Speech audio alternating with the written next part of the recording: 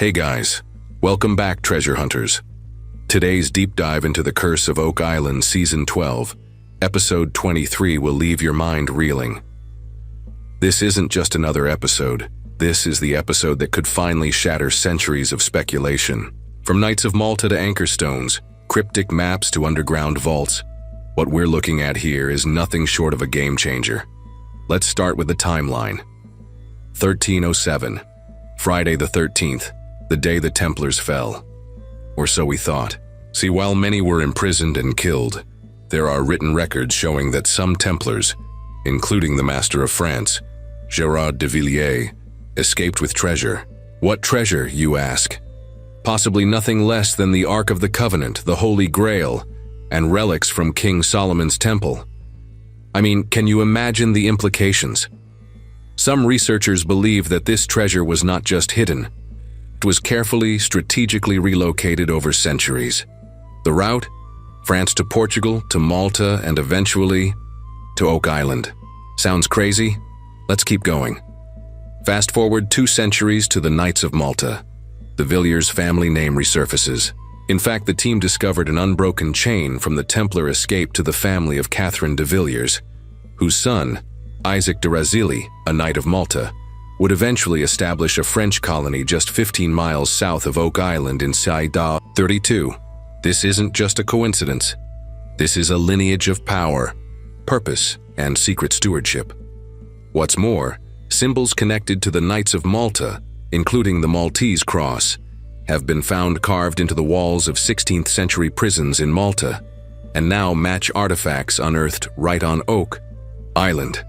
Are we looking at hidden Templar descendants using Oak Island as a vault, as a holy hiding place? The evidence is stacking. Back on the island, Rick, Marty, and the team return with newfound energy and new evidence. On Lot 21, they locate an anchor stone referenced in the mysterious Blair treasure map. This isn't just a boulder.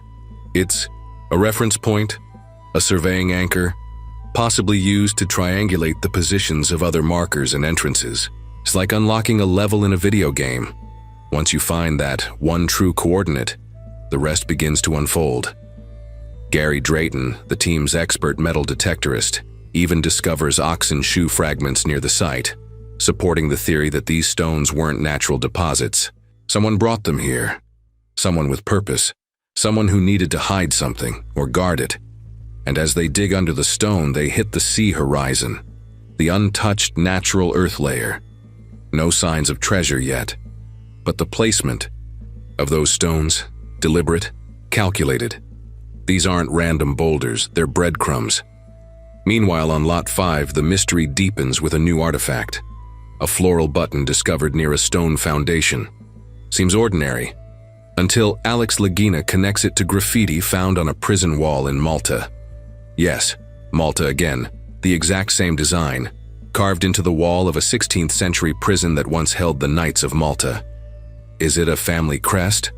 Secret symbol? A hidden language of guardianship passed down through centuries?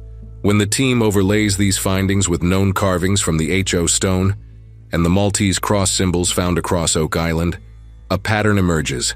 And it's not just decorative, it's directional, it's a code. The Malta trip wasn't just symbolic, it was revealing.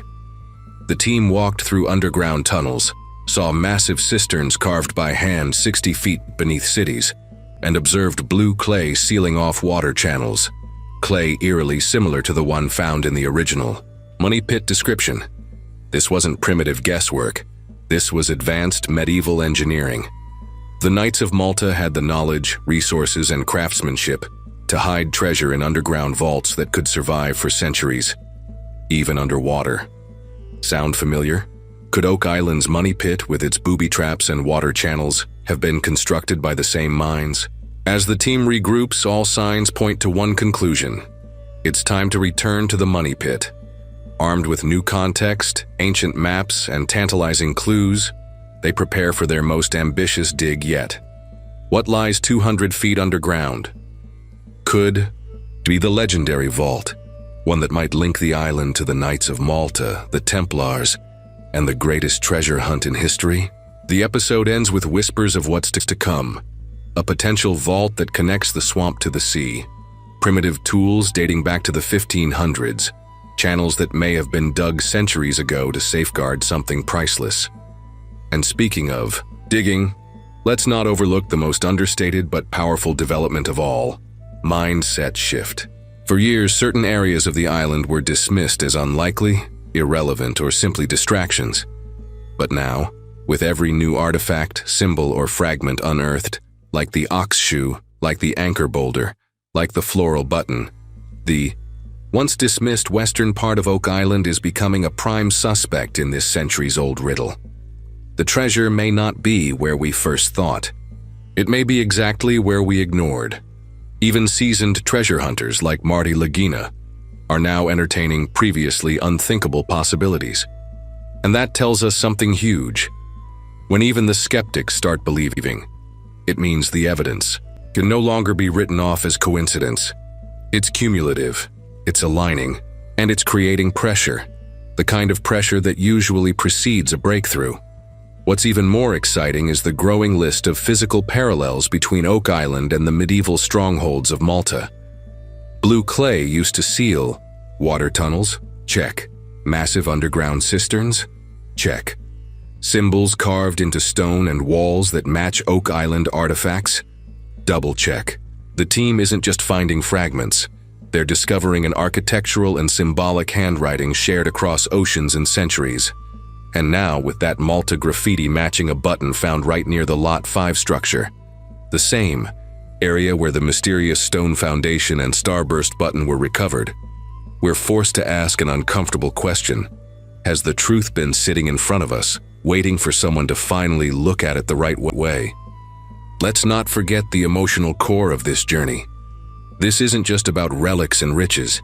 This is about a team of modern-day explorers chasing down a ghost story so vast, it stretches across continents and time itself. And with every stone, they turn. They're not just unearthing objects. They're unearthing legacies, motives, and lost missions from men who swore eternal oaths to protect secrets larger than any one nation or faith. It's also becoming clearer that the Knights of Malta may not have just visited Oak Island. They may have orchestrated its very layout, the precision, the secrecy, the mathematical consistency across mapped points. This isn't the work of random settlers or rogue pirates. This is institutional knowledge applied with surgical intent. We may very well be looking at one of the best hidden operations in European history, a hidden vault beneath North American soil. And here's a tantalizing thought. What if the money pit was never the actual hiding place? What if it was a decoy, a grand misdirection, deliberately laced with traps and confusion to protect the real vault somewhere else on the island? And that somewhere else is only now being considered, as maps like Blair's and markers, like the anchor stone, come into sharper focus. More than 200 years of digging, debating, and theorizing may all come down to this final stretch. With the team preparing their deepest, most targeted excavation to date, we are on the cusp of either history or closure. Either way, the impact will be profound. Because even if the treasure isn't gold or jewels, the real treasure might just be truth. Long buried, now rising. So keep your eyes on the ground, your minds open, and your hearts ready. Because the curse of Oak Island isn't just a show anymore. It's a revelation unfolding in real time.